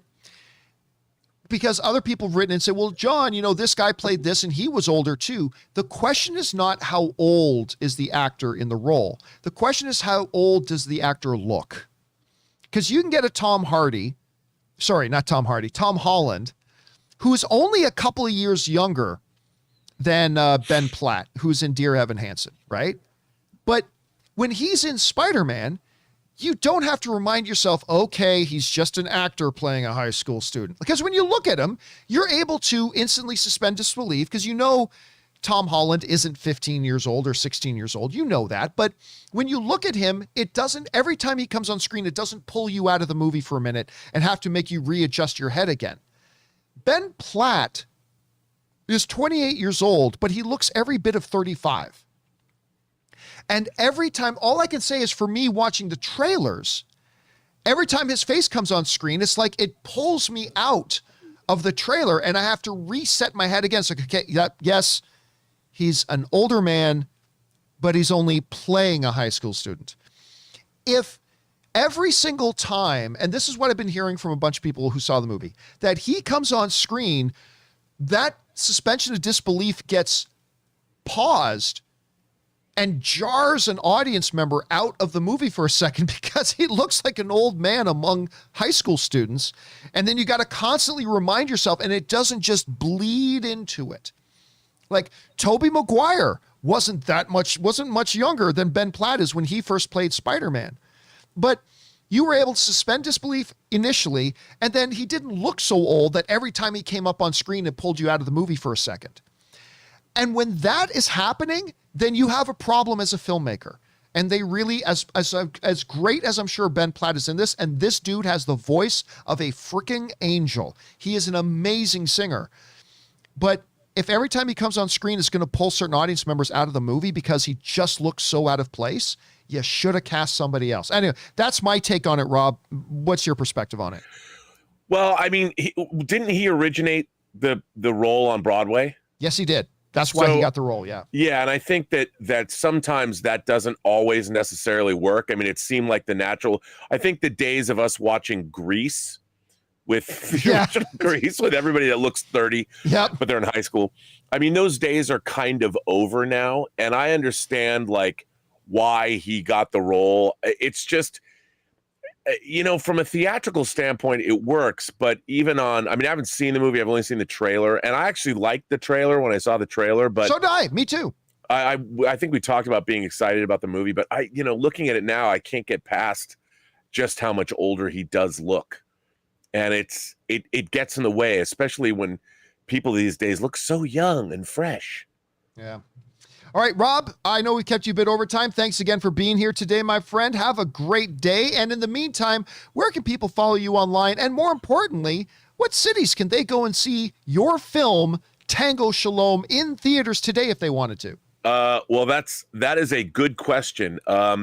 It's still playing in Los Angeles and New York, in outlying areas, but I can tell you, starting Thursday, it'll be in Florida, Ohio, New York, California, Arizona still. It'll be in Sedona, Scottsdale. It's still in Palm Desert. It'll be in Columbus, Ohio. It'll be in Delray Beach and Lake Worth in Florida, Boca Raton. It's all over the place. We're a small little indie movie rolling out.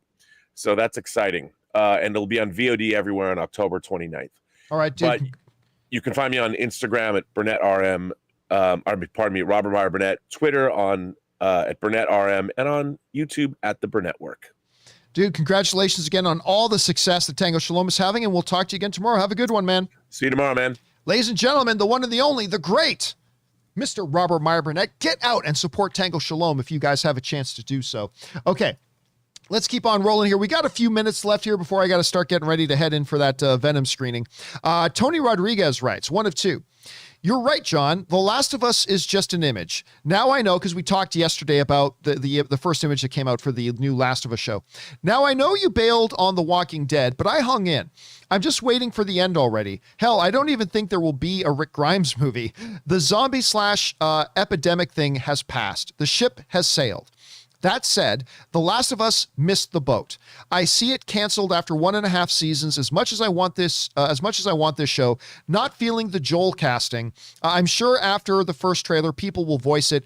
Everyone looks great from the back. LOL. Keep filthy, my bro. I disagree with you, Tony Rodriguez. You have an absolutely spectacular actor in the role of Joel. An absolutely spectacular actor. That is like this nonsense. I keep saying this to my fellow brothers and sisters in film fandom. Get over this nonsense about, the actor has to look just like the person who was in the comic book or in the video game. Nonsense. Like everybody cried and whined about Hugh Jackman getting the role when he became Wolverine, and look how it turned out. What you want to be concerned about is they get a great actor. And don't give me this. I say this to you, Tony, as my film-loving brother. My brother, don't give me this. I'm not feeling you haven't seen one frame of it yet. The game creator saying is, oh my God, this, like Druckmann, the creator of the game, the creator of The Last of Us is saying, he is Joel. Like when you see it, so I'd say get over it, man. Get over it. They went out and they got themselves, you guys should be celebrating. They went out and they got themselves a world-class actor. A world-class actor. And at the end of the day, that is all that's going to matter. And again, look, this will be a great show or it'll be a terrible show. But I'll tell you what, if it doesn't turn out to be a good show, it ain't going to be because they went out and got great performers to play the roles. That ain't going to be part of the problem. And as far as the time of the zombie pandemic thing, dude, people like me have been saying, oh, the time for zombie stuff is gone. We've been saying that for like 15 years. And yet whenever you put out something good, even if it's zombie related, it gets an audience and people will watch it. I mean, at the end of the day, that's all that matters. Do you make something that's good? And if it's good, listen, winning cures everything. You put out something great. If this show is great, it ain't just going to last one season. It ain't going to last whatever. It's going to work. If they write it terribly and it's badly done, then it's not going to work. But it's not going to be because it's about an epidemic or it's about zombies. That's not why it's not going to work. If they make a great show and make it compelling like they did with Watchmen, then this is going to be another hit. And listen, nobody knows how to do this better than HBO. They are the gold standard. Nobody does it better than HBO does. Period. End of sentence. Done. Nobody does it better than them. They have been doing it the longest and they've been doing it the best. And so I have absolute faith in this. Of course it could be crappy. Of course it might suck. Obviously. But until I see it sucking, it's got my absolute belief. It's got my absolute trust. It has my absolute benefit of the doubt. It's HBO, the people who just do it better. You got the creator of the game on as an executive producer. You've casted incredibly talented actors. You've got incredibly talented storytellers behind the camera. I don't see there being any legit reason to be pessimistic. Again, we all feel optimistic or pessimistic for whatever reasons. I mean, we all do. That's fine. And maybe this thing will be shit, but I have the highest belief in this thing right now. I really do. So we'll see, man. We'll see. We'll see how it turns out. All right. Next up, we've got Ben Rayner, who writes, "Hey John, how are you? I'm doing great, thank you. I get to go see Venom in a few hours, so I'm very happy. Happy Monday." So of course Ben sent this in last night. Happy Monday. Hope you had a good weekend. I think 45 days is the perfect amount because people who can't see the movie in theaters look forward to VOD and Disney Plus release while everyone else is talking about.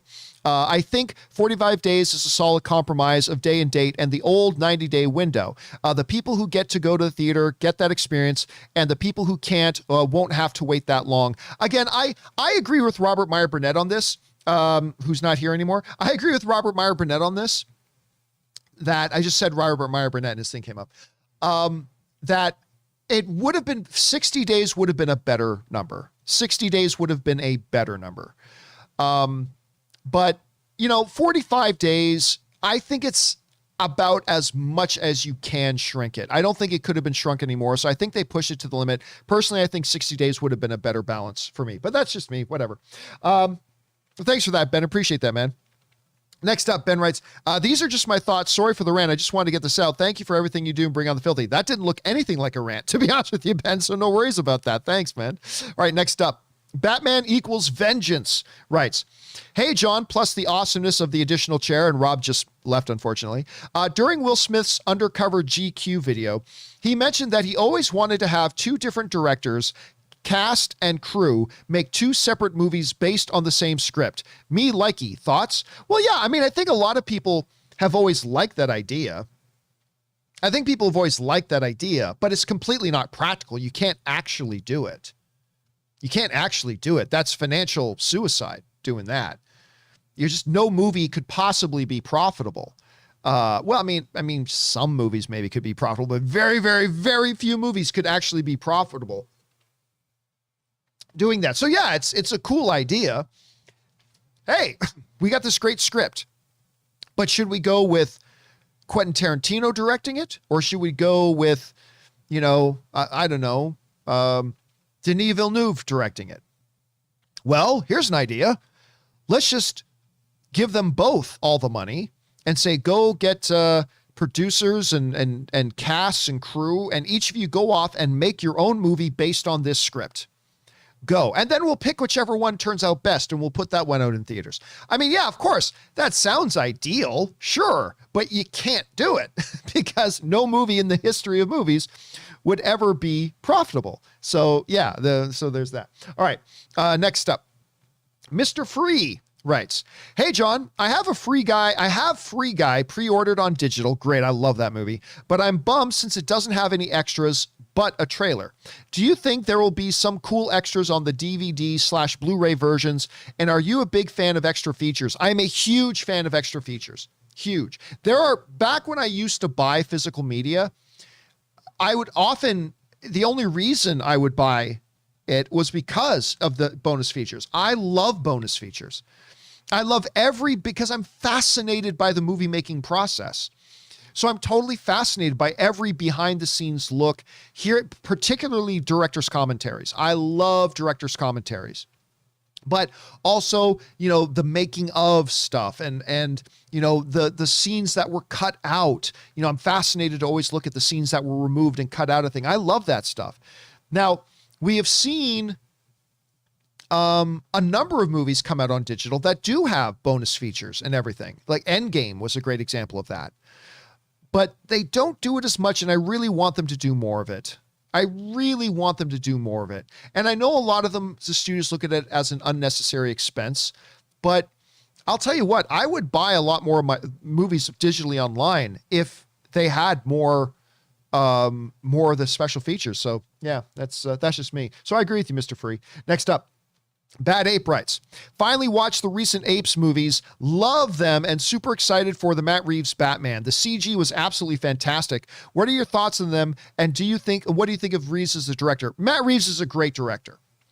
That's why, even though it wasn't going to be Ben Affleck writing, directing, and starring in the new Batman movie, which is what I really wanted, I was still okay with it because Matt Reeves is a great director. Now, as far as the Apes movies go, I really like the first one. I absolutely love the second one. I'm not going to lie to you, I was pretty disappointed with the third. And by the way, the trailers for the third Planet of the Apes movies was one of the most deceptively lying groups of trailers I'd ever seen. Like, because the trailers for the third Planet of the Apes movies, first of all, there's a lot of stuff in the trailers that are not in the movies at all.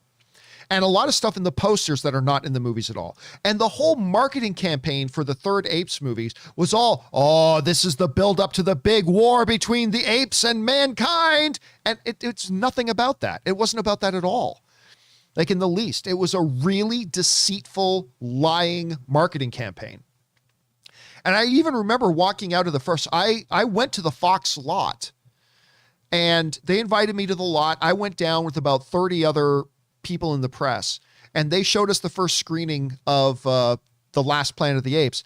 And I remember we walked out and a bunch of us talked about, it's like, that was not at all the movie that they're saying we're getting in the marketing, like, at all. In many ways it's good, but frankly, I was kind of let down by the third, but that's okay. Everybody's got one bad day at the office. I think Matt Reeves is a great director, and I'm very, very much looking forward to his Batman film. I really am. All right, next up, we got Anthony Hong, who writes, I was expecting 1 billion for Shang-Chi. Well, that's completely crazy in a pandemic era. Absolutely, it's unreachable in a pandemic era. I was expecting 1 billion for Shang-Chi, especially with the Chinese market. But given how flaky the Chinese government is towards showing Hollywood movies, do you believe future Hollywood blockbusters will have to lower their budgets? No. I think you just got to understand, look, everybody's got to understand this. Everybody seems to walk around with this belief that all movies play in China, except for the ones that get banned. That's not how it works.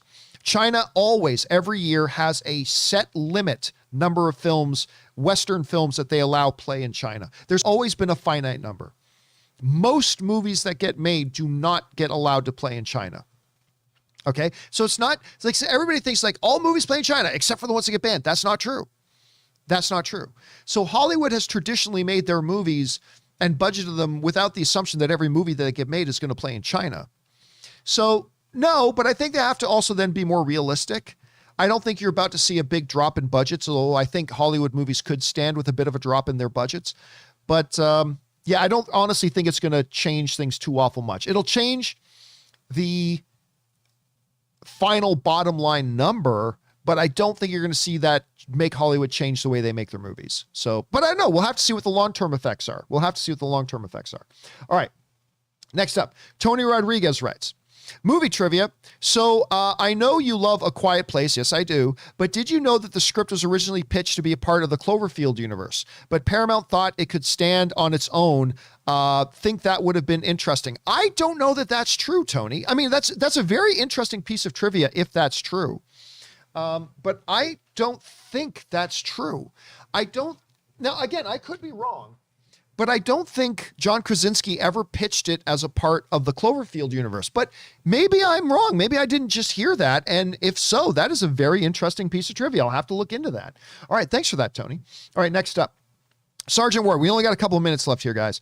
Sergeant Ward writes, hey, John, when I heard that Brian Robbins, the director of Norbit of all things, is now the head of Paramount 2 is scaling back theatrical productions to focus on streaming, I thought one thing: Tom Cruise is not going to stick with them after Mission Impossible 8. Yeah, no way. Tom Cruise will not be doing movies with Paramount anymore. That is easiest call. Tom Cruise will not work with Paramount anymore. There is absolutely no doubt about that, Sergeant Ward. You are 100% right about that. All right, last question we're going to do here today comes us from Nicholas Light TV, who writes, one of two. John, I've never tipped before for any channel, but I needed to for this. All right. Well, first of all, thank you very much, Nicholas. I appreciate that.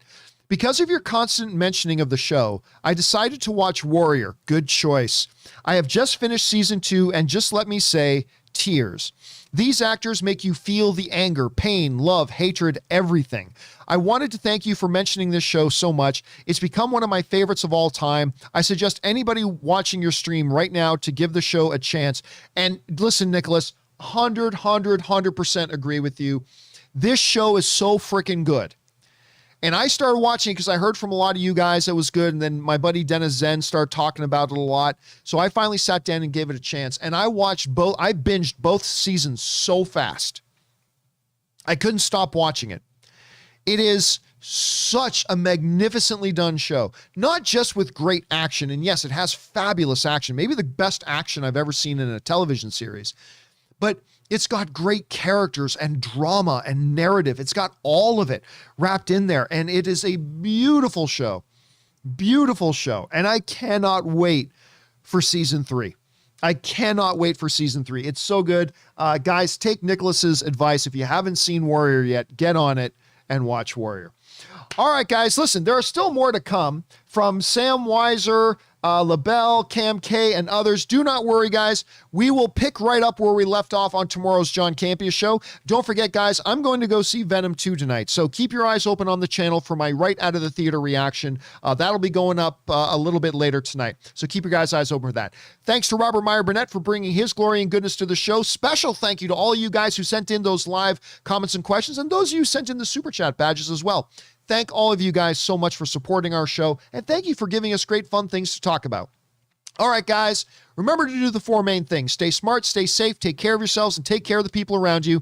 That'll do it for me for now, guys. My name's John Campea, and until next time, my friends, bye-bye.